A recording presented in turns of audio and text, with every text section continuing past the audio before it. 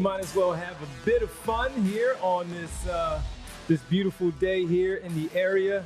And what we're going to do is we're going to have a little fun drafting around one big player on the Philadelphia 76ers amongst the franchise players, and that is one Joel Embiid. We'll lay out the parameters in just a second, but welcome to the PHLY Sixers podcast with Derek Bodner, Kyle Neubeck, I'm Devon Givens, Andrew Frazier producing the show today, hanging out with us. And we have a lot to get to with all of you in the chat. We really appreciate it. As always, it's time to have a little fun. So Joel Embiid is our thumbnail photo. He's the thumbnail for a reason. We're going to have a little fun on this Friday, maybe make this a thing going forward outside of our other little fun things that we like to do throughout the week, and that is have a draft. Here's where we start. We start with Joel Embiid. Each one of us have Joel Embiid at the center position. Maybe not. But we each have Joel Embiid on the team as the player to start with. So how do we build out the team? We build out the team with the best players from the Sixers franchise all time to build out the best possible squad around the skill set of Joel Embiid, how we feel he should be out there on the floor with these particular players. We always complain about there's nobody who can inbound entry pass. Nobody can shoot. Let nobody me tell can you, dribble. if you draft one of these guys just to throw inbounds passes, I will mercilessly make fun of you for the rest of the show. Kyle, number 1 overall pick for Nick Batum and Kyle Neubeck. But so incorrect. We're gonna have fun. We already set the order. We set the order based on Pop-A-Shot shooting and see who had the highest score to the lowest. I'll just tell everybody out there, I had the lowest, so I go last. Derek had the highest. He goes first. Whoa. Kyle had the highest. Hold on. He goes first. He even stopped with seconds to play because he had already surpassed Derek's previous score. That was the high bar set at that point. So what Kyle I say about first. there's no such thing as non-competitive. That was you're going to find out the hard way if you're taking my number 1 overall pick and my Pop-A-Shot went away from me. I will go third as a result, and we'll put together the best possible team around Joel Embiid with franchise players that have worn a Sixer uniform. Kyle, you also had a point of taking the best player based on what they did in a Sixers uniform, yes, not what they did in another uniform. So in Paul the George NBA. is out. Paul George is out. Yes, I think that's fair. So any of the guys on this year's team that have not appeared for the Sixers yet, they're out. So Ricky Council. Paul George would probably be on that team, though. If we did this next summer, Paul George would be drafted pretty high. How about Ricky getting a mention in the all-time Sixers draft? Listen, I'm just saying. He's played for the Sixers. He has. So he is a potential candidate. So yes, it's a little bit different than doing a pure start-from-scratch fantasy draft because, I mean, maybe somebody will take Moses Malone or Wilt Chamberlain or one of these bigs, but because Joel is the starting point, the rest of your roster decisions flow from there. It's not like if you start from scratch, there's actually a deep pool of bigs, like very good, if not elite Hall of Fame level bigs for the Sixers. I mean, even the 2001 edition of this team, right? You had Theo Ratliff, who was great to start that year, Dikembe Mutombo, who didn't have an illustrious Sixers tenure, but had a good close to that season, certainly helped them out during that playoff run. And that's before you get to guys like Moses and Wilt, or even, like a Darryl Dawkins, who was a good big at a time in the late 70s, early 80s. So you skip right on past the bigs, at least I do for now. So then the question becomes, do you want a point guard? Do you want a setup man? Joel is a great scorer. Where do you lean into? I'm looking at it as the first guy on the board here, and I say, boy, this franchise has not had a lot of good wings in its history, right? When it really comes down to it, there just have not been very many of those. Yeah. And my belief is that I'll be able to get maybe not that top of the guard class, but I will get a good guard at some point. And so with my first selection. And by the way, we're doing a snake. We're going to go around. So I'll go first. Derek, Devon will pick twice. Yep. Back to you, who will pick twice. Yeah. Yep. Yes. Okay. Oh, look, Kenny Thomas. First overall selection. Yeah, Kenny no Kenny Thomas. Brian Skinner. What's you don't going know on? that. Oh, little Greg Buckner in there too. All right, let's have at it. First pick. Got to go with Dr. J, man. And look, I think there are some serious concerns right off the rip because shooting. If you go back and watch, I think it's not even enough to say shooting is a concern, because if you go back and actually watch how Doc played on the successful versions of those teams, a lot of his buckets are on duck-ins, post-ups, getting those cross matches. Yeah. He's setting a lot of screens. He's trying to free up the perimeter-based players on that team. But I think if you start this team with a 6'8", hyper-athletic guy who could create, steal and a half a game, guy who could get 2+ blocks a game, who's a weak side rim protector, guy who is active in passing lanes, can size up with just about anybody, I think that's a good place to start. He gives you, number one, a transition guy he will lead every fast break. He can take it himself.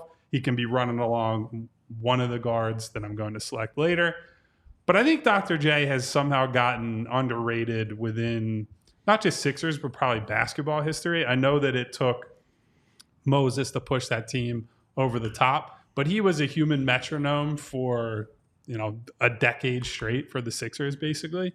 And I will take the guy who's going to give me a floor of about 25-5 with at least a block and a steal, and give me something on both ends of the floor. There are enough supporting cast members and, for lack of a better word, there are enough dogs out there that I think I can get later to surround these two, that I'm going to go with the doctor, the only doctor in Philadelphia. Love it. Love it. Got to go with Doc. And look, when I say the shooting, he's still arguably one of the top. I mean, you can argue when you get to 15 or even 12, where we're talking about him all the time, not in the Sixers uniform, just all time. Great basketball players, regardless of the lack of shooting. If that's one of the things that they point out that he did not do, he's still a top 15, 12 player all time in the NBA, and just in basketball in general because of his ABA days as well. So, Derek, pick number 2. And that's my pitch. Dr. J, come on the podcast. We love you around here. Got to reach out to Dot. So I think in my heart, I wanted to go for the round mound of rebound, in part because the Sixers don't have a huge selection of power forwards to choose from. But I spent most of my teenage years wishing that the Sixers had a true big man to put around Allen Iverson. I sat there, that Tim Duncan draft ate away at my soul. I guess I should have shot better at Papa Shot. I always wanted to see what it would look like if he had an elite big man to pair next to him. So I'm going with Allen Iverson. Again, I think the shooting concern is a little bit, but he's his shooting was bad at times.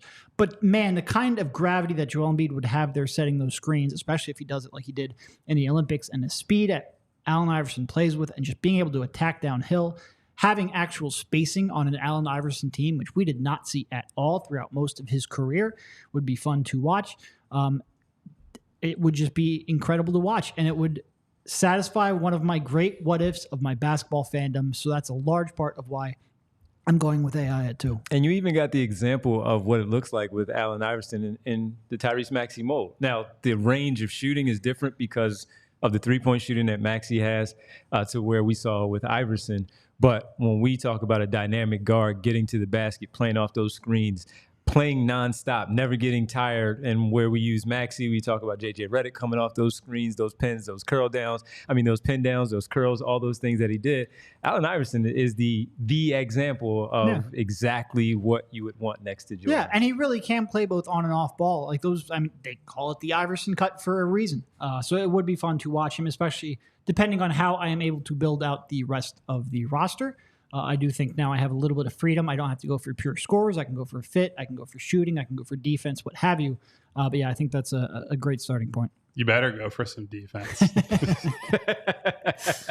At least at the guard position. Yeah. Help out at the wing there. Well, I mean, when you say that and you take Iverson, again, I should have shot better at Papa Shot to get Iverson.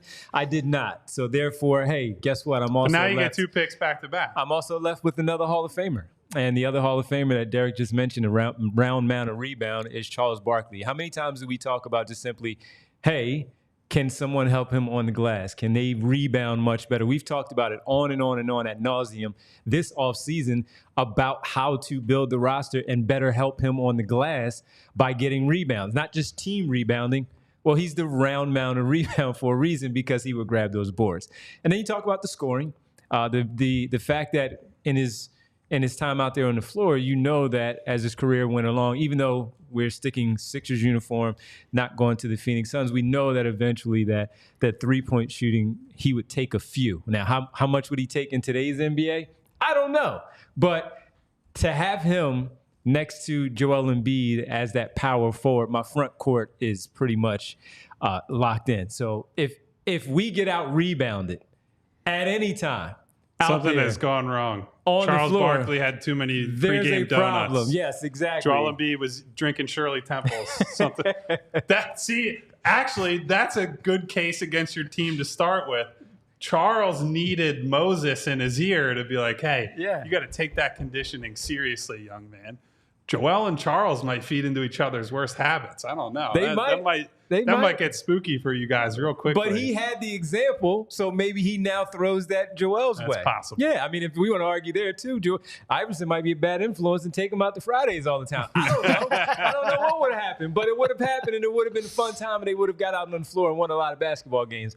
I'm going Charles Barkley. Is Joel Embiid a Taco Bell fan? Do we know that? I don't know that.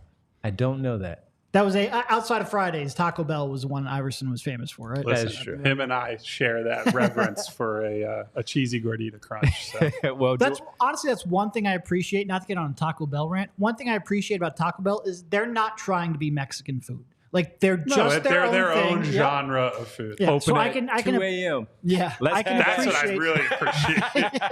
Well, let's have all these other sorry fast food restaurants closing at midnight. Oh wow, you're so special. 11 o'clock. Oh, what is it? A school night? Like, come on.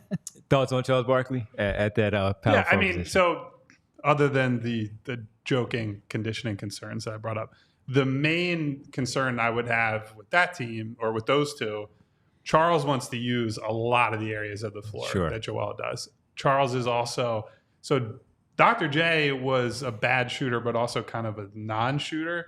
Charles took a lot of threes. I believe up until Russell Westbrook joined the NBA, he had the lowest percentage on threes of guys who had taken a certain volume of attempts. So if teams wanted to, I don't remember what the exact stat was, but that's the main concern, right? I think the rebounding component, absolutely. I think peak Charles athleticism next to Joel in the front court, if you think about having him in that dunker spot and making those cuts, that was part of why I thought Dr. J, if you look at how Kelly Oubre can play off of Joel Embiid, you have a wing like that or a forward in Charles's case who can slide around there and has the explosion to get up and finish right away. Charles a good high volume free throw shooter as well. Those things are all good. I would worry they might cramp each other's style a little bit on offense. Would be my main concern. And I do understand. I definitely understand that. And that's where just the adjustment, learning each other's games, figuring it out, and making sure that they're not in the way. Remo K says, Phoenix Suns Barkley or Sixers Barkley? Everybody that we're drafting, only Sixers uniforms, nothing what they did before or after their time here in the Sixers uniform. So going with my next pick, since we're doing a snake draft, now I'm going to the backcourt, and I wanted to go one place, but I decided against it, and I'm going shooting. I'm going with in a Sixers uniform, part of the championship team, and I'm going with number 22, Andrew Toney, as my selection here to make sure that I have some size in the backcourt along with some shooting to go off of those two guys that are going to command a lot of respect in the front court. I'm going with Andrew Toney here at this spot to make sure that I have that covered for the backcourt. That'll also allow me to go in a lot of different directions with my wing player, my point guard, however it may be. I'm going Andrew Toney. There were a lot of players to choose from. We talk so much about, I love the J.J. Redick time in the Sixers uniform, watching him work. He's only good at one thing, and damn was he good at that one thing. That would garner maybe even a 6-man spot on my squad because he's so good. But Andrew Toney is Andrew Toney, and so many people that played back then. I saw some of Andrew Toney and also saw the very end of Andrew Toney because of the foot issues. But there are so many They still need to make that players. Right with him somehow, man. Like I know that he keeps to himself and he does it. I know it's a different organization now, a different group of people. It really is a shame that he is like so cut off from the team. And to your point, I do believe that it's by his choice still at this point. I wish there was a way to properly mend that fence, because he has so many stories to tell about that stretch. And I think it's a shame that he is obviously around here locally. He's respected as much as any athlete from that era. His name should be held in higher esteem. His name should ring bells. Yes. Yeah, because they had him. They snuck him here, or he agreed to be snuck here a couple of seasons ago, and he sat up in the box minding his business. So he does some things, but he doesn't do it the way that Kyle is talking about, which is the way that he should really be appreciated, lauded for his time in the Sixers uniform, for what he has done, and just being a part of all the celebrations that they have. They had the 82-83 championship celebration a few seasons ago. I was lucky enough to help out with that a little bit and interview some of the players. He was not here, and it's unfortunate because he belonged here. But the one thing that I know I did was make sure to ask them, the players that I did speak with, about his importance, how big he was, a part of the franchise, a part of the championship. And you're right. I mean, the guy, so to your point of how he is around here, how well respected, everyone knows from that era, though, says that guy would have been a Hall of Famer. He was on track to a Hall of Famer. He would destroy you at that 2-guard spot. And if we're in the playoffs here with the Joel Embiid-led team and we run into Boston, we know who's going to have to do the strangling at the end of the game, and that is one Andrew Toney. So that's my second pick here as part of my snake selections here. So for anybody popping in so far, next to Joel Embiid, I have Julius Erving. Derek has Allen Iverson.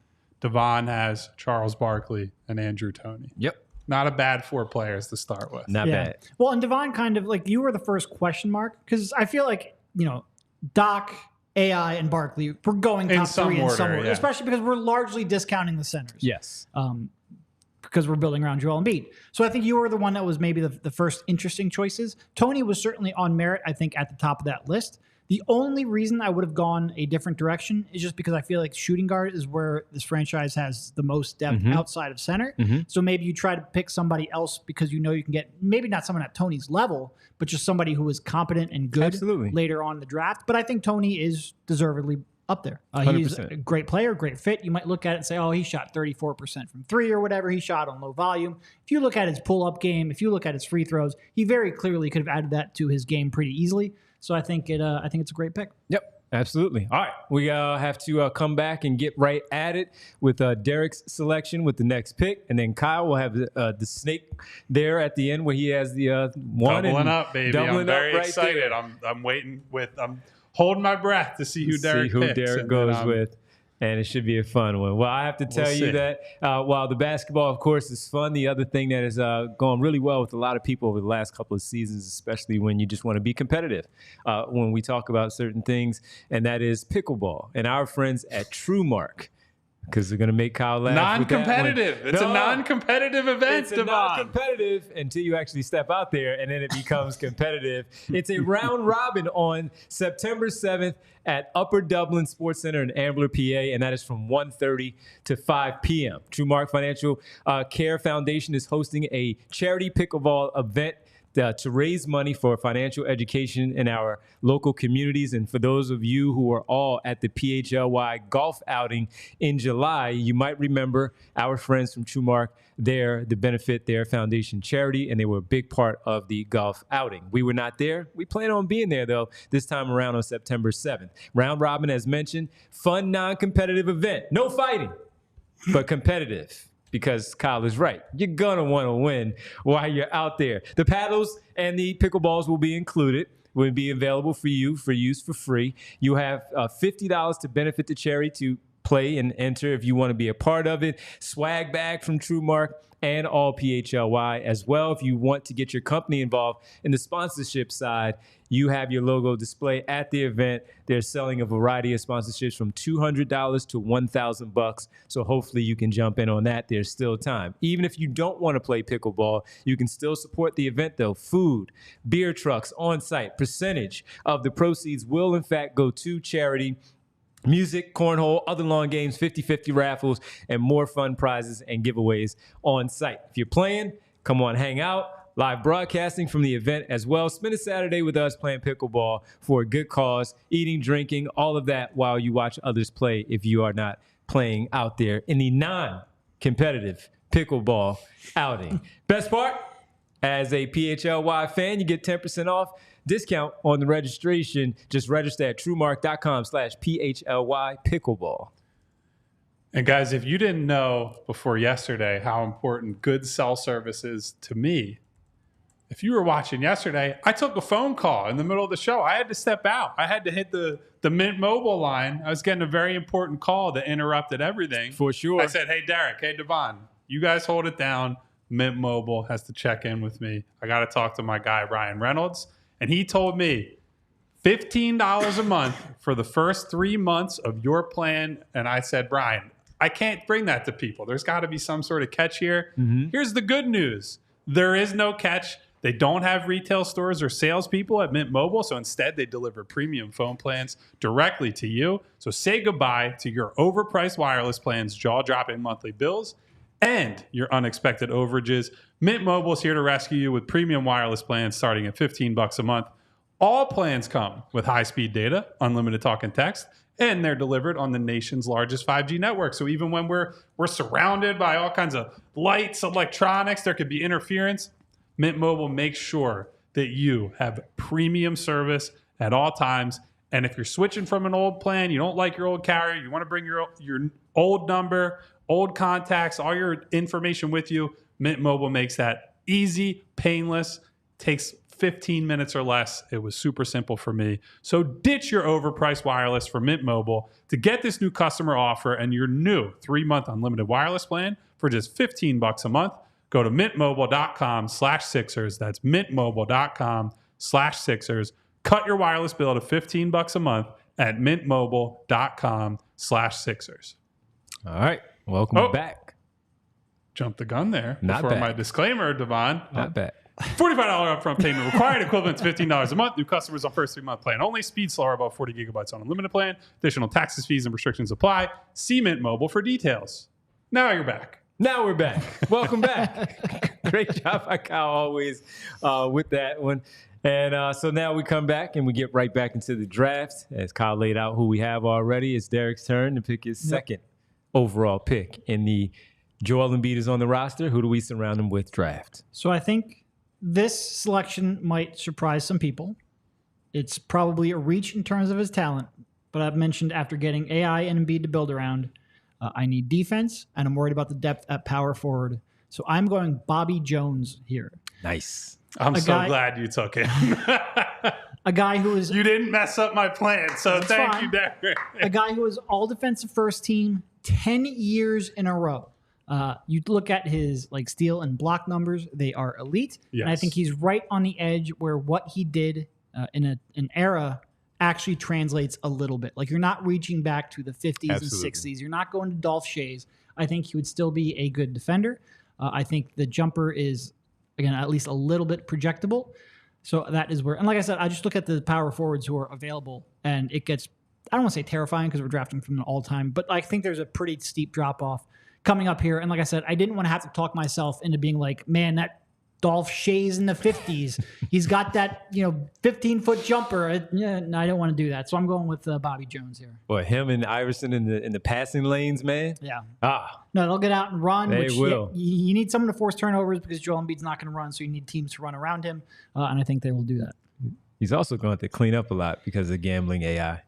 Get back on defense a little bit. Bobby Jones is really fun to watch if you go back and watch those old Sixers teams because he somehow, I think this is true of some other guys that we'll talk about, but he was great at straddling that line between, it was a great one-on-one isolation, like lock somebody down type defender, but could also get into passing lanes without overly gambling, right? Like he knew when to time his aggression, when to time the weak side help, when to, step in and help other people, leave his assignment temporarily. Obviously a different game than it is now, but the intelligence level was great. And I think obviously like classic white guy in the 80s, everyone's like, well, he's not that great of an athlete, you would think, but he's a pretty damn good athlete. He was a good athlete. He had incredible length, incredible instincts. Good size. I think anytime you transplant someone from the late 70s and early 80s to today's game, is there a difference in athleticism? Of course. But I think he translates relatively well, all things considered.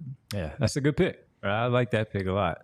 Bobby Jones, baby. I feel like I'm going to make some people very mad with one of these selections. I think you're probably going to make me mad. Or people are going to be like, wow, that was an inspired choice.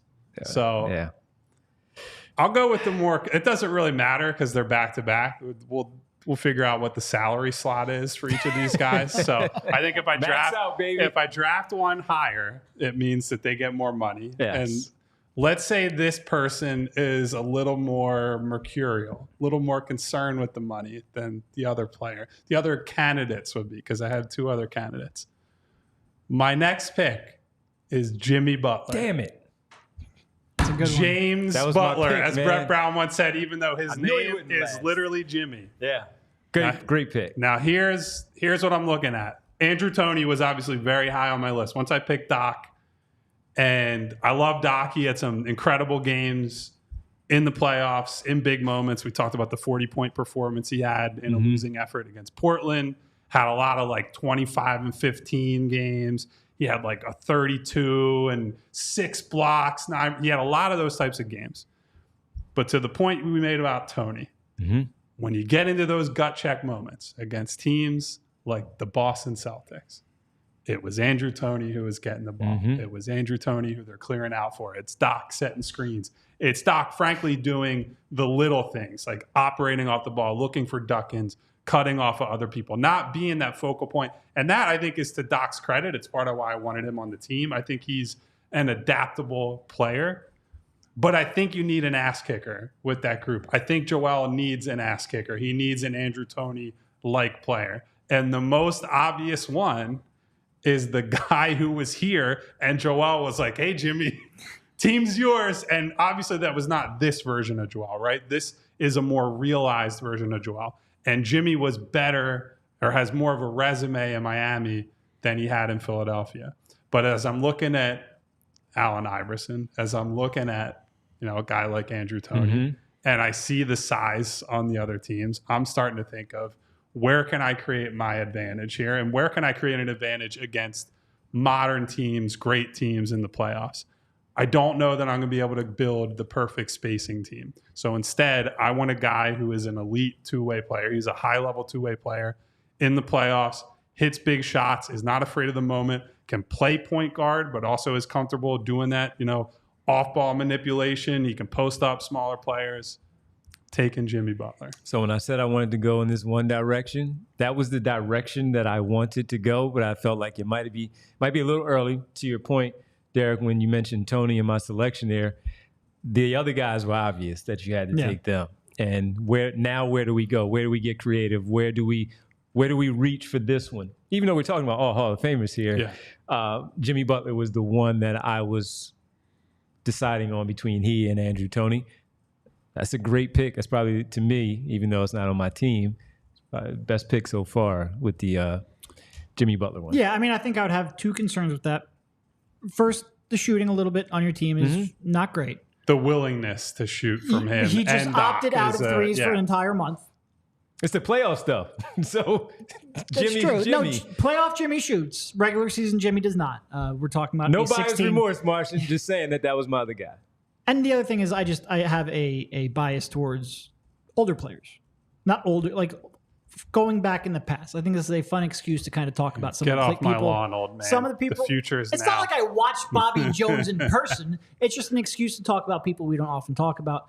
So my mind just veers toward that. But he's an objectively great pick. Yeah, that was a really good one. Darkness says, when is Mark Ivoroni going to go? Well, we got some not on my team. I'll tell you that. Tell you that. We got some 6-man opportunities there for him a little bit later.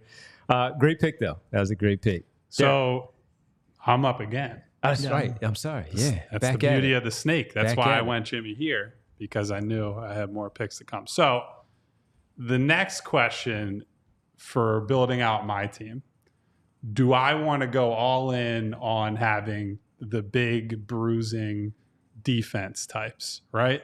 And we do have to, this was a tough one for me. There is a guy who made an all-star team here who went on to become a more decorated player elsewhere, who was good, but not at the level that I think he has turned himself into. So I'm going away from him. I'm going to select instead a guy who played with Dr. J, a guy who I consider one of the most underrated players in basketball history, Mo Cheeks. And Mo Cheeks, we talked about Bobby Jones, like how good he was defensively. Mo Cheeks is, to me, at the guard spot, almost at that level. I think he made like 4 straight first-team all-defenses in the middle of his Sixers tenure. He was the consummate point guard, the guy who will get everybody involved, gets to his spots. Again, the three-point shooting, it's not much of a track record. He was a very good finisher and shooter on low volume, which is what's appealing to me. I have all these guys who, Joel's an offensive hub. Jimmy is an offensive hub. Doc needs his touches. I want somebody who's going to play maestro, who's going to organize the offense. Mo Cheeks, when he retired, I believe, was the all-time leading assist guy in the NBA. I think he might have been the all-time steals guy at the time as well. And when I've gone back and watched the 80 Sixers, I'm always so impressed by his ability to defend guys who are bigger, right? Like, you're dealing with somebody like Magic Johnson in the 80s, and he's able to prevent Magic from making entry passes. There's tape out there of Doc Rivers in Atlanta with Mo Cheeks putting the absolute clamps on him and could make the best reads in transition, was a great transition guy, good hesitation moves off the dribble. And I believe in his ability to step out and hit shots, even though he didn't do it a lot back then.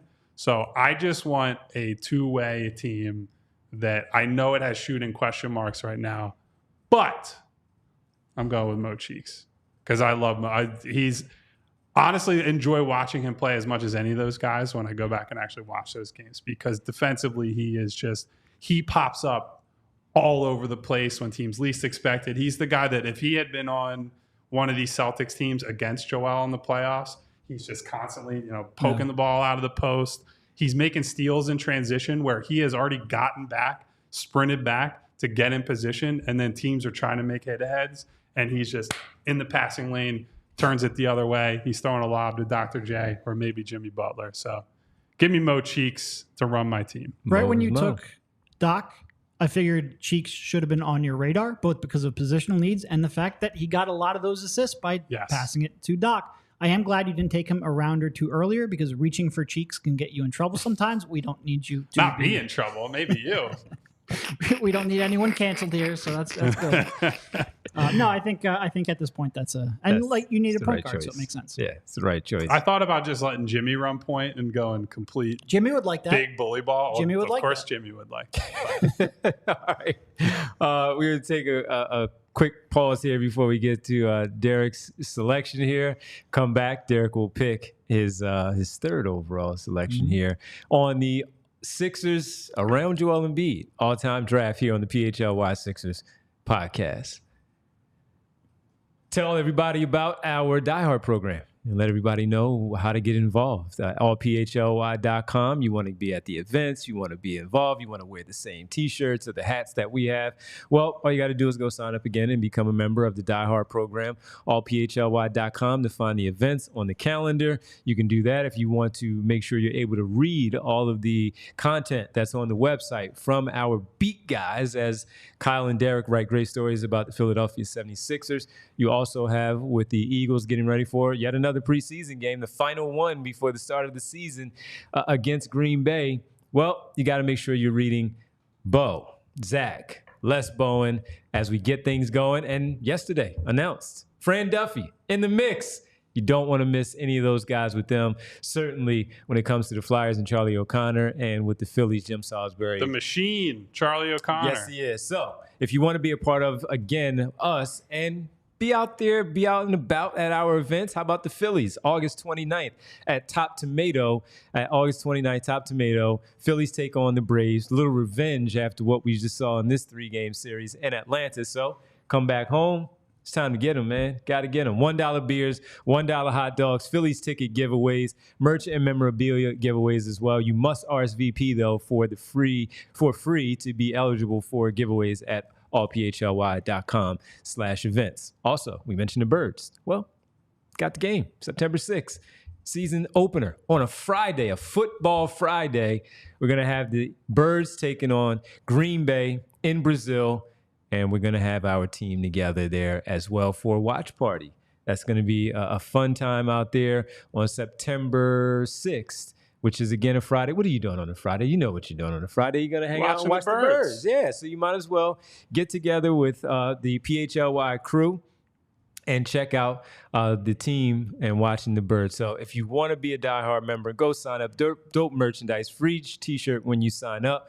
And the post-game shows, the premium written content, 20% off the events, members-only Discord. And we were just talking about when we have the gear and stuff, like Kyle has on the PHLY Eagle shirt. Mm-hmm. We have a new locker, PHLYlocker.com. We have a new site that's going to be put together for all the gear as you get ready for.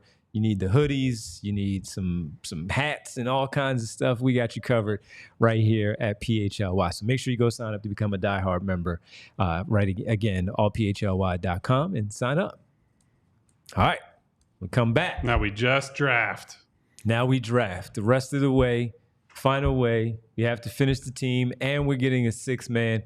Derek, where do you go? All right, I'm doing a thing. Doing the thing? Joel Embiid's hurt a lot.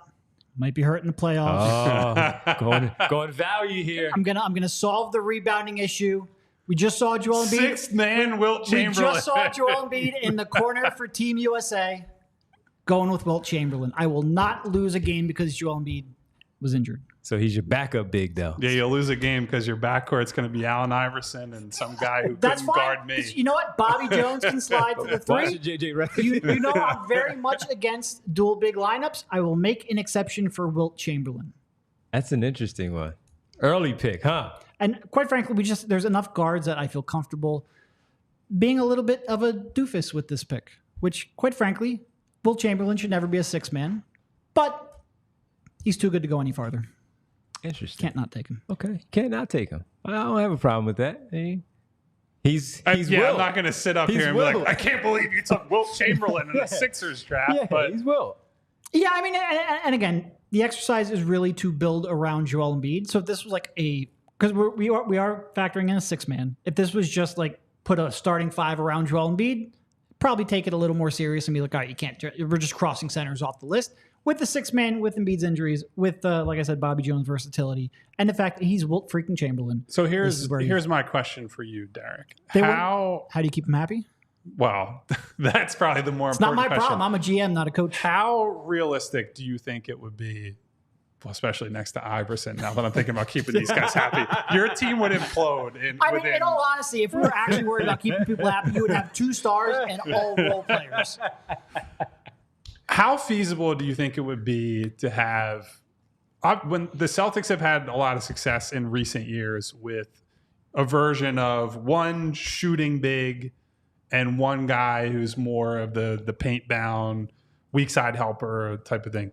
Do you think you could build a modern team that realistically, even if you're not playing 40 minutes of it, obviously, do you think you could get 15 to 20 minutes out of Joel and Wilt together? Thinking about like Al Horford with Porzingis or Al Horford with Robert Williams when he was there, or like iterations of that type of style. Yeah. I think Joel can shoot well enough. Or even like and Wilt is such a dominant paint and rim player that I don't know if you can get 15 to 20. I think you could get at least 10. And it's like asking, would Robinson and Duncan work in today's NBA? And I do think Embiid shooting helps. And I also think, quite frankly, Wilt's athleticism helps. Like a lot of times you would think, the thing. oh, well, he's, we're talking about a guy in the 50s and whatnot. Like, no, go watch him play. Like, he can watch him break a bunch of track records. Yes. And like a lot of times it's tough to watch old clips like that because they're not in the same frame rate that we currently watch at. So it looks slower and jerkier and all that stuff.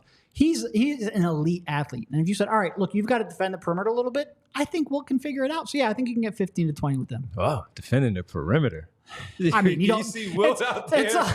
He just stands there and swats. They can't get around him. Yeah, you're right about that because with that wingspan and the recovery speed is insane. Yeah. So even if he gets blown by, it's like he's got Joel Embiid behind him too. Exactly. So, he's definitely pinning that on the board. No question about it. Also, he's just Wilt. He's Wilt. Listen, but I could sit here and try to nitpick it. If it was Moses would be a little tougher to justify. I actually thought you might surprise us and go Moses over Wilt. But that's why I'm trying to tease out the concept. Because I think with Moses, it's like, well, he was never a spectacular athlete. He's not as big as Wilt is, certainly. Right.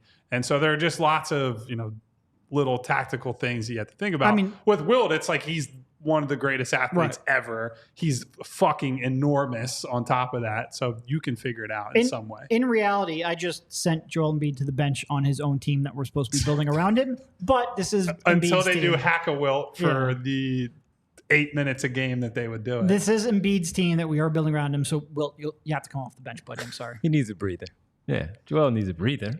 And when you say, I'm scared to go to Wilt? No, you go to Wilt. Absolutely. All right. 2 picks coming up for Devon, who currently is sitting on just an update on these teams. I have Dr. J, Jimmy Butler, Mo Cheeks. Derek has Allen Iverson, Bobby Jones, Wilt Chamberlain. Devon has just Charles Barkley and Andrew Toney. Just 2 of the best players in franchise history. Surrounding next to Joel Embiid. Joel Embiid. Yeah, so I'm going to go with a player here who Kyle kind of talked about it a little bit earlier and decided to go away from it. And the explanation, of course, was great as to what he did elsewhere.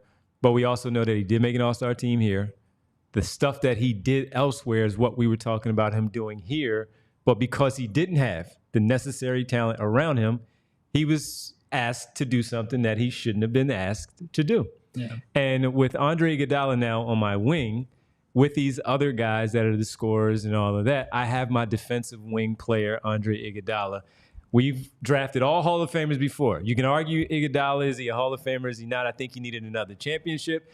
He already has a gold medal to go with it, the 1 All-Star, the all defensive stuff and all. But for the player in the uniform that we're building our teams, Andre Iguodala being my 4th or 5th option on my basketball team, and you go out there and do the stuff that I need you to do, that I saw you do in Golden State when you left, but we already knew was in there, Andre Iguodala right here for my first pick. If I'm being honest, when I made the Wilt pick, Iguodala was one of the ones I was hoping would fall to.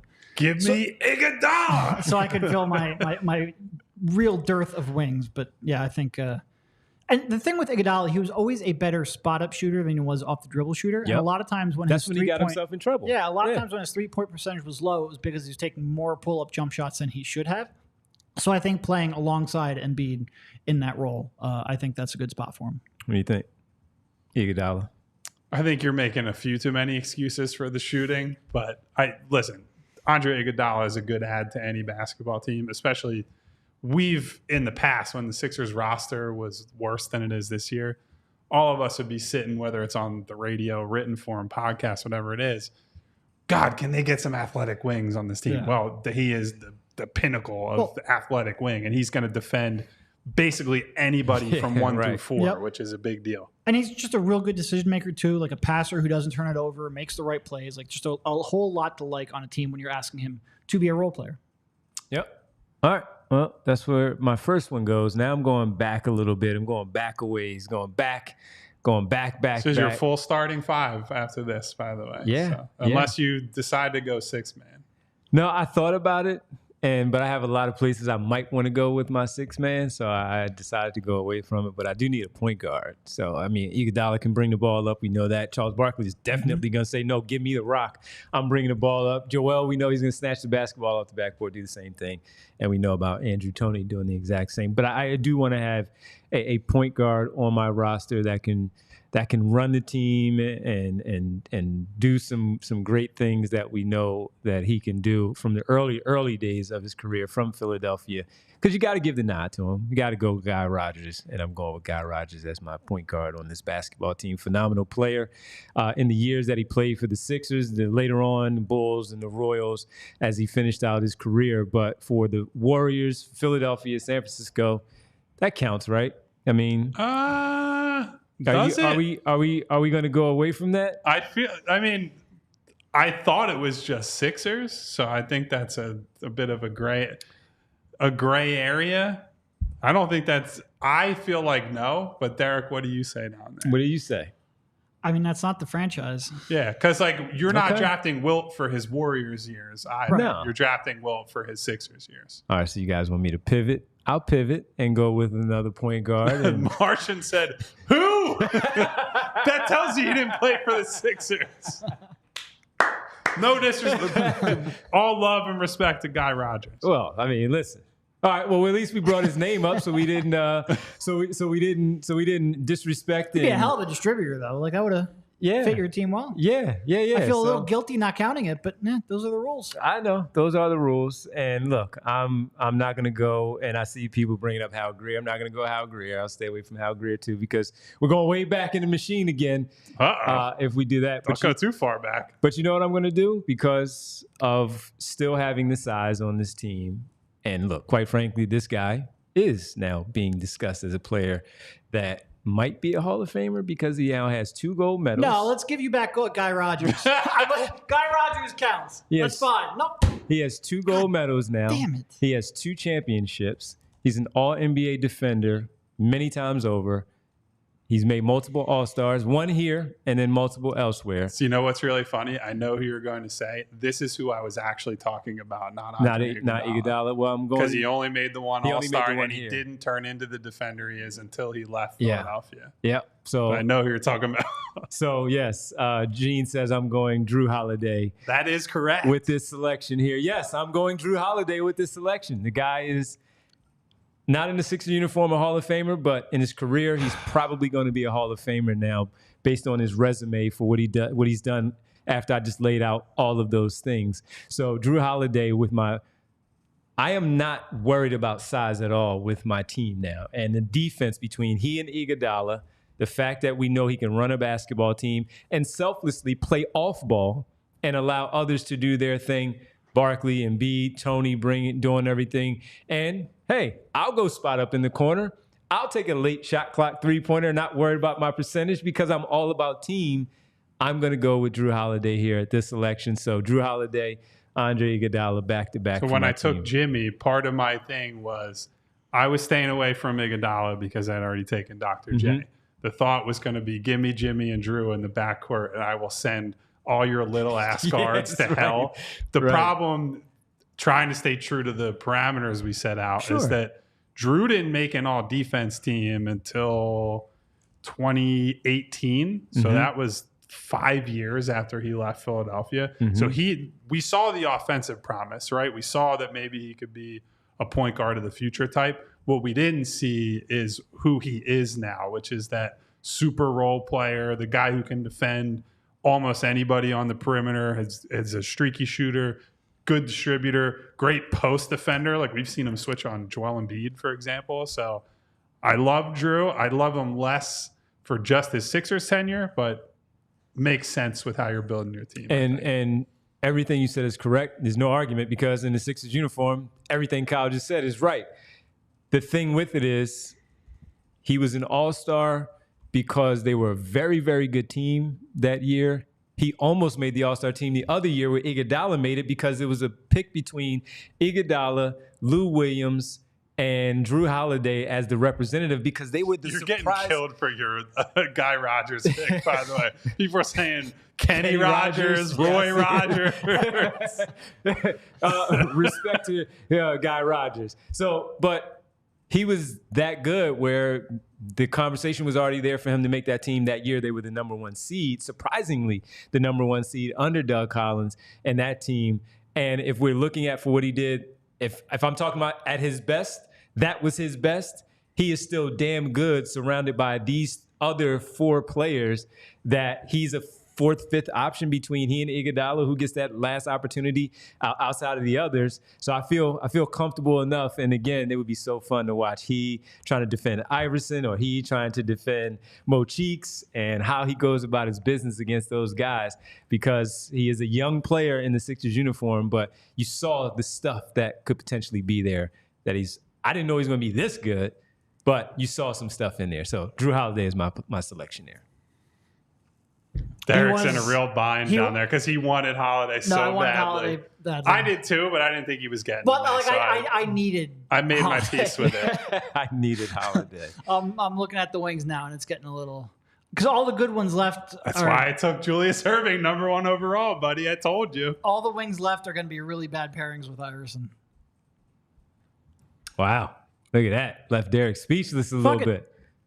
We don't care about defense. We got enough defense in Bobby and Embiid and Wilt. We're going with Tyrese Maxey and AI. We're just going to be fun to watch. Go for it. Fun to watch. We know Maxey can play off ball. Good luck. Go for it. We know Maxey can play off ball. I got a hell of a defensive front line in the front court. And basketball is about having fun, and we will have the Twin Towers and the 2 midgets. Yep. That's your. we're big fans of we're big fans of the Cleveland Cavaliers over here. I think they're building the right way. Yeah, absolutely. I was hoping that Tyrese would be my 6th man, be like the super sub that he was in his early years, but now have that all-star, I'm sitting here looking all-NBA at type ceiling. like Greer, and it's like I didn't watch him. I don't know. I'm looking at his numbers. I'd rather have Tyrese Maxey. Yeah. Great player. Yeah. Of course, we know. Just didn't get a chance to see it enough. Yeah. Yep. You completely screwed me there, Devon. I hate you. My bad. Love you back, tough. man. Love you too. Maybe you shouldn't have finished 2nd and pop a shot. You would have had better. Or spend your pick on Wilt Chamberlain that Devon and I were never going to take him before the 6th man opportunity. What were you thinking? No, I'm just messing with you. Man. All right. So you got how many the double. picks? I got to make a double. You got to make a double. This is your full team here, All man. right. Your 6th man included. All right. So where do you go? I think I have to go shooting. The question is, which shooter do I go with? There are quite a few. Quite a few traffic cones I can pick. Yes, that's kind of the problem here. So PHLY, Bobby Jones is already selected by Derek. So Bobby Jones is already gone. Yeah. Bobby Jones off the board. That would be where I'd consider that. I'm sort of considering guy who played and coached for the team. Are you still deciding? I am still deciding. I'll run the teams off for the people who may just be tuning in. Kyle has Dr. J, Jimmy Butler, and Mo Cheeks. So far, he's about to make 2 selections, which will round out his team with Joel Embiid, of course. Derek has Allen Iverson, Bobby Jones, Wilt Chamberlain, and made the selection just now of Tyrese Maxey. I have 1 pick to go, but with Embiid, I have Barkley, Andrew Toney, Andre Iguodala, and Jrue Holiday as my team so far. All right, Kyle's up with his 2 as he still trying to figure it out. And the one name that he did mention is not bad. It's just a matter of where you want him to go. Yeah, well, see, here's the thing. I think if you're saying who's the best Sixers player left, like who had the best career, I think it's Billy Cunningham. Yes. I think he's pretty easily #1 if that's the parameter. Unfortunately, he played in a league where there was no 3-point line, and he's more of that interior, like he's just going to operate how I want Dr. J to operate. That's just not going to work for me. I would love to have him on the team. He's a franchise legend, all that stuff. I unfortunately am going to have to take a white shooter and go against everything that I believe as a basketball person. And I'm going to have to pick someone with my name. We're bringing back Kyle Korver. Oh, boy, I was thinking about him, too. We're putting Kyle Korver in the starting lineup alongside these guys, giving Joel that 1 knockdown shooter. He will say yes, sir, no, sir to Jimmy Butler and do his job. Good vibes guy. He's bigger than J.J. Redick is, which I think is, I don't know how meaningful that will be from a defensive perspective in games that matter. But Kyle Korver, even in his early days in Philadelphia, 40% 3-point shooter on like 7 attempts per game. So I desperately needed shooting. I'll take him. That's a nice pick. Absolutely. Kyle Korver. And now the 6th man.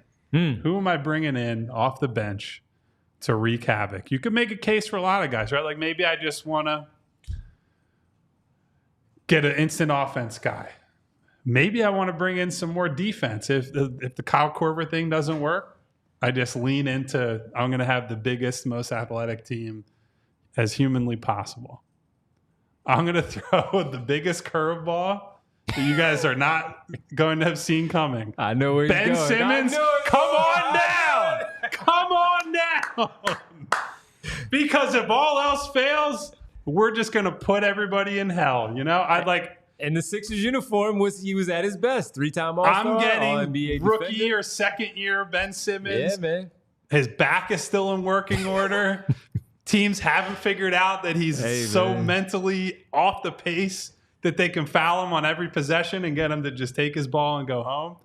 So, number 25, we've had a lot of issues and run-ins over the years.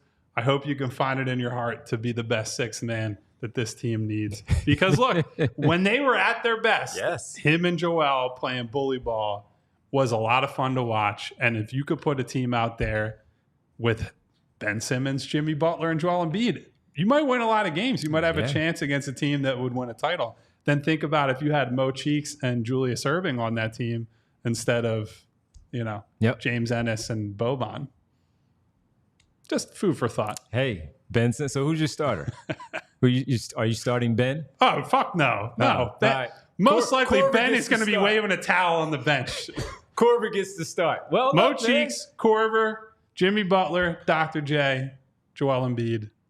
Look at that. Who would have ever thought you would have Kyle Korver? Anybody would have had honestly, Kyle Korver. If I was picking like a real six-man, I'd probably just take Lou Will. I'm just simply saying, if we're actually talking and thinking about this, who would have ever thought Kyle Korver would be in an all-time Sixers draft with so many names? Because that's the thing. It's not like, hey, these are the 5 best players. Yeah. I'm trying to build a team. And so if Korver is getting hunted, or I just want to size up and say, Ben, my team is all 6, 7 and above guys, plus Mo Cheeks, who's an elite point of attack defender.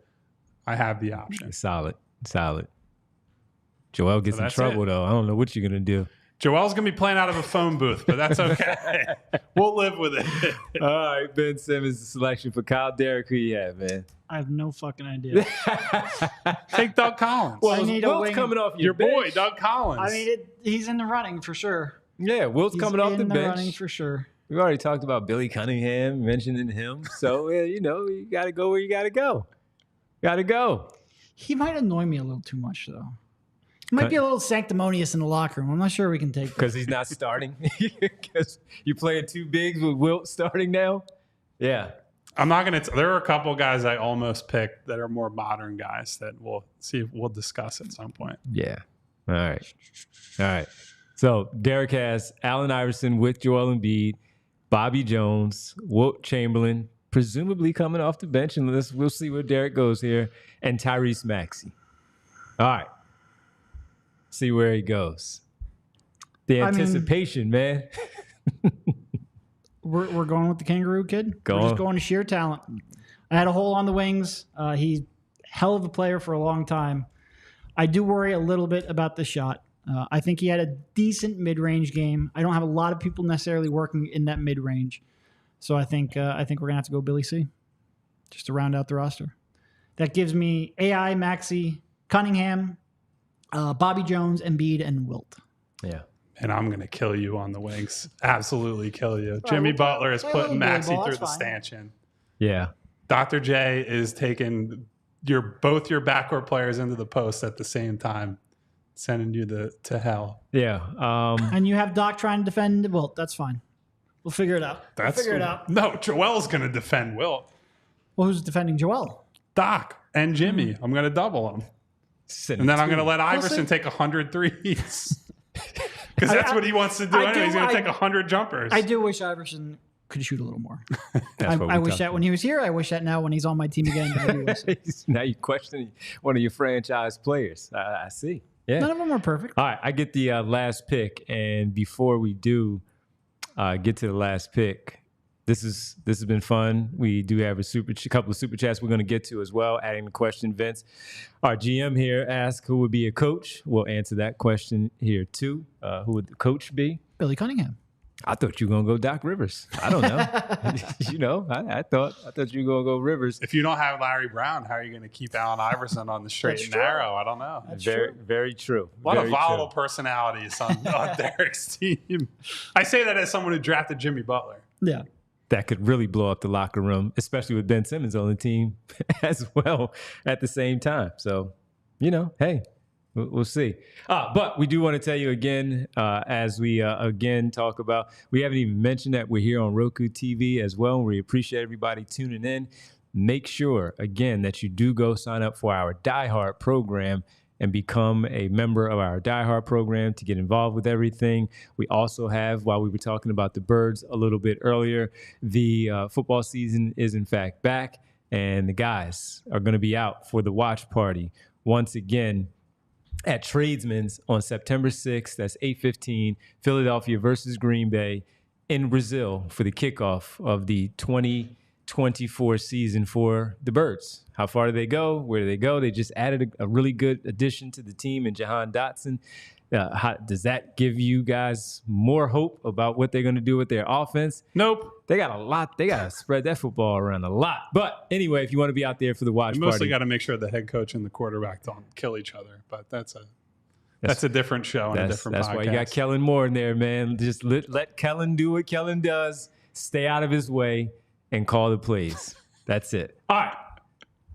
My final pick here, and you guys are right. There's still so many good people out there that we can go to, and they're all guards, though. They're all guards. They are all guards. I guess that's not necessarily true. There are some decent forwards and wings, but the best players are generally guards. Because you can look at, but in a Sixers uniform, would you prefer this player over that player and all that? I am going to go shooting, and I'm going to go shooting, and as much as I love JJ Redick, I'm going Hersey Hawkins. I'm going Hersey. Wow. I'm going Hersey off the bench. Andrew Toney. All right, you good? Check out. Bring in this other guy. He's not quite you, but he was good. He was really good. I'm going Hersey off the bench. Fired up Hersey. Run off those screens of Joel, off those pin downs. Barkley as well. Hersey Hawkins is my final pick here. No, if I didn't have Iverson as a starting point, Hersey would have been real high on the list. Then again, I ended up going Maxey, but that's because you screwed me and I panicked. So my bad. I'm sorry. I really wanted Drew is what I needed to complete my team. I just want to say, I feel like both from you and in the chat, I've been getting killed for some of the lack of shooting. Derek's team has two guys who never made a three or attempted a three. Threes didn't exist. And a third guy didn't exist. How many total threes do you think Bobby Jones attempted in his career? They weren't a part of the game back then. 17. He made 0. You have three guys who never made a three, and I'm getting killed. Because they were all good mid-range shooters. Well, my guys can fire it up. Bobby could shoot in the mid-range.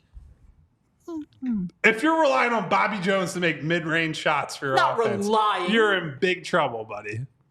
Big trouble. My guys are firing it up. I don't know what their problem is. My guys are firing it up, boy. I'm just saying, if we want to talk about spacing, I'm fine with I built my team in a certain way. Don't be giving me shit and letting this guy off the hook who drafted Billy Cunningham and Bobby Jones. The fuck are we talking about? I only talked about Dr. J. I didn't say a thing about the shooting. Come on. I only mentioned Julius Erving. Criminal. I even gave you Jimmy Butler as probably the best pick at that point. Let them argue it out. I like my team with my shooting. I'm good. Yeah, there you go. So, folks, what do you think of the team? Let us know. Of course, you can go to all. Hersey Hawkins also getting put through the stanchion by both teams, I think. That's okay, because you got to run around with him on the other end to try to stop him. I know you have some really good defenders, so I'm not ignoring that. But there were some really good names, folks, out there. Make sure you, though, let us know what you think on Twitter at PHLY_Sixers. You can go to our Twitter accounts as well to let us know what you think in general about our teams. We'll put it up on social media, our three teams, let people decide who they like the most of our squads. This is certainly fun. We have our super chat from Brian who says, fellas, Jimmy Butler is not a 76er, Kyle. He played for the 76ers. A season of Jimmy is not taking Iguodala or any of the other small forwards. He played more than half of the season. He was traded in early November. What is the furthest Andre Iguodala went in the playoffs with the Sixers? Second round. What is the furthest Jimmy Butler went in the playoffs with the Sixers? Also, he's a significantly better player. The fact that he didn't play here long doesn't detract. And in that uniform, if somebody would have went James Harden, we would have said, James Harden had a great case to be one of these people. Like, even the Philadelphia James Harden was way better than some of these guys we picked. All of your picks, that's the one I don't question. My one regret is not. I wish I would have gone Jimmy Butler first and then seen if Bobby Jones would have been there next. And then I would have had a team I really felt confident. Because if I'm being honest, the way Kyle built his team is kind of the way I prefer to build a team, with a lot of versatile defensive forwards. But I just hopefully with ones who can shoot a little better. It would help. It would certainly help. But I think of all your picks, Jimmy, I think 100%. Devon's is the only one that doesn't have a potential personality meltdown, as far as I can tell, because I have the Ben and Jimmy volatility that we obviously know all about. Derek has Joel Embiid, Allen Iverson, and Wilt all on the same team, which is almost impossible to have enough basketballs to supply those guys with shots. But Billy C, he used to like to score the ball as well. He did. I guess that's true as well. I don't know. Barkley and Joel, a little clash there, potentially. Working in the same area. Get out of my spot. I need this area to get my work done. Joel, in general, for all of us, might be a thing. If you're really building a team around Embiid, you pick one other star guard and then 3 role players. But then you're ignoring some of the best basketball players to ever play the sport. So we can't really do that. So you're going to have some of these personality conflicts or only one basketball conflicts, because you can't sit here and ignore some of these great players. Why no James Harden? I have so many people who demand the ball, and he only is useful when he has the ball. Yeah. Mm-hmm. You? Also, don't like the defense. He's just annoying. I know I picked Kyle Korver, but he's there to fill a very specific role.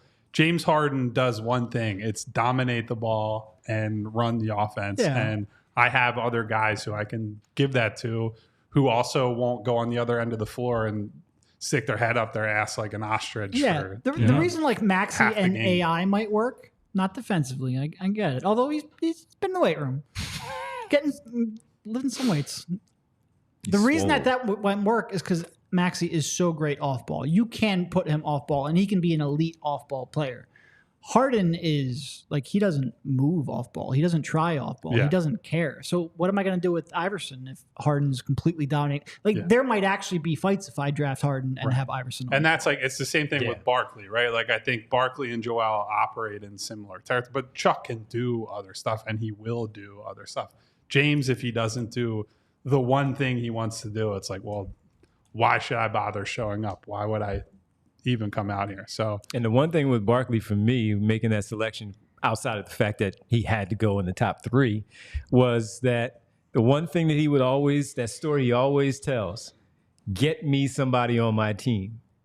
We never saw him with the guys that he wanted on his team. He said, go get Shaq. They get me Charles Shackelford, is the story he always tells, right? So with this team, even though there may be some conflicts of working in the same area and operating, to Kyle's point, we know even in the Sixers uniform, Barkley did go on the perimeter. He wanted to be out there sometimes. He would certainly do his back down low on the post, but he would also find Joel Embiid if Joel Embiid was open at that free throw line extended while he's drawing that double team. They damn near changed the rule of the 5-second rule of dribbling with your back to the basket and try to get in the post because of him. So if he's doing that and they foolishly double him and leave Joel right there in his sweet spot, there's some things to work. For my part of not taking James Harden was I have 2 guys that can run a team. I have Iguodala and I have Drew Holiday that can run a team.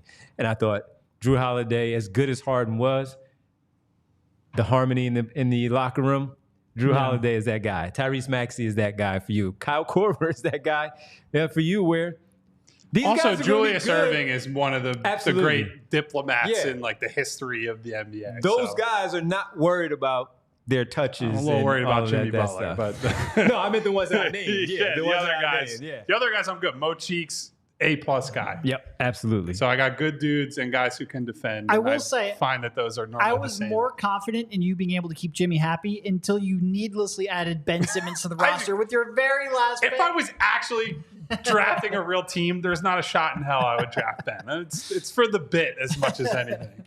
Who's your coach again? You taking Cunningham? Oh, yeah, he's a player coach. Yeah. You? It's either Cunningham or maybe Hannum. But that game, it's trying to translate a coach from back in the day is way harder than. Yeah. So, honestly, especially a coach who coached before the 3-point era. Like, what do you mean they're going to shoot from out here? Highest volatility factor possible. Give me Larry Brown. That's what I was going. And see what we do with it. I was going LB, man. He will scream at Jimmy and Joel, and we'll see what comes out of that. The real answer, and Kyle likes to argue about this when we're talking about transporting players from the past to today's game, that it's tough to do so because of the athleticism change. Coaching, pretty much any current coach you take. Yes. Just because they understand the changes and the evolution of Would the game. Would you take Doc Rivers? No. Brett Brown? That's what I was. I would take Brett before I took Doc, just because he's not as stubborn. That's fair. That's fair. But Nick, of the current era, Nick would be the choice. Mm-hmm. Nick would be very high. Yeah, definitely Larry Brown for me, though. I'd go there. Any names that you really, really wanted to get that you did not select? They're like Doug Collins was there. If you're talking about the 6-man type, so like Lou Williams, absolutely. Doug Collins as a scorer. If you want like a world be free at shooting guard, 100%. Is a great guy. If you want to back up Joel, there are so many centers. We didn't say Moses Malone, Daryl Dawkins, Theo Ratliff, Dikembe Mutombo. Yep.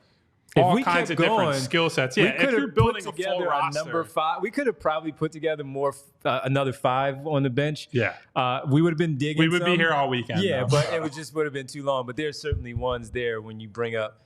Theo was one of the guys I really thought about over Hawkins just because Joel, of course, coming off the floor. But Theo Ratliff, even when we're talking about that role, you bring up Lou Williams, Aaron McKee. You bring up his name McKee's another great one. For the reasons that we do. People have been talking about McGinnis for quite some time here of going out there and bringing him in also. So just a lot of players in this franchise. A lot of players. No, I mean you pretty much know my regret because I cursed at you while you were making the selection. Yes. I was sort of counting on being able to get a defensive-minded 2-guard to put next to Allen Iverson, the guy who could play both 1 and 2.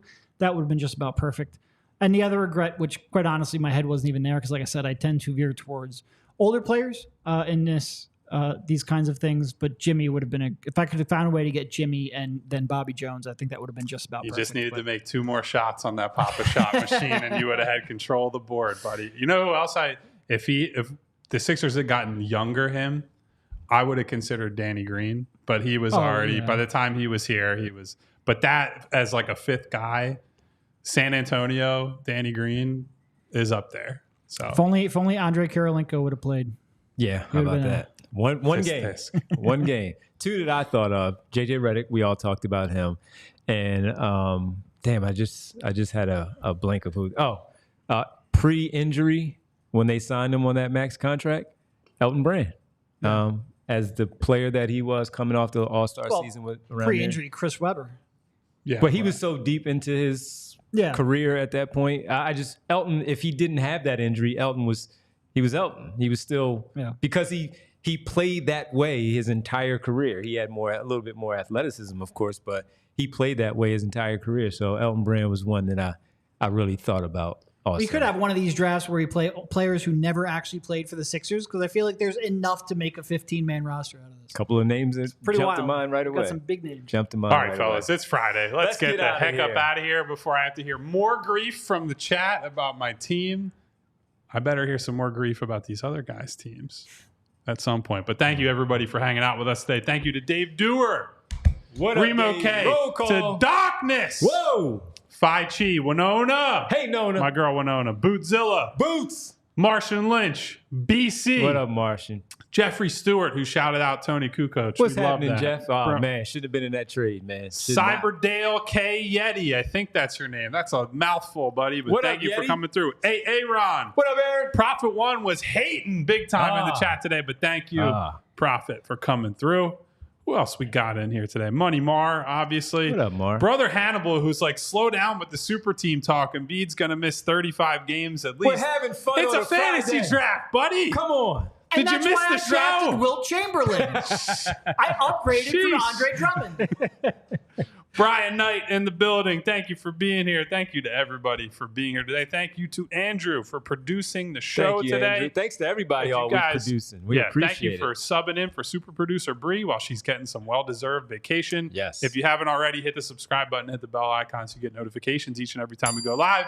Hit the thumbs up button. Oh, maybe I'll stop yelling about my team with the chatters. Sal.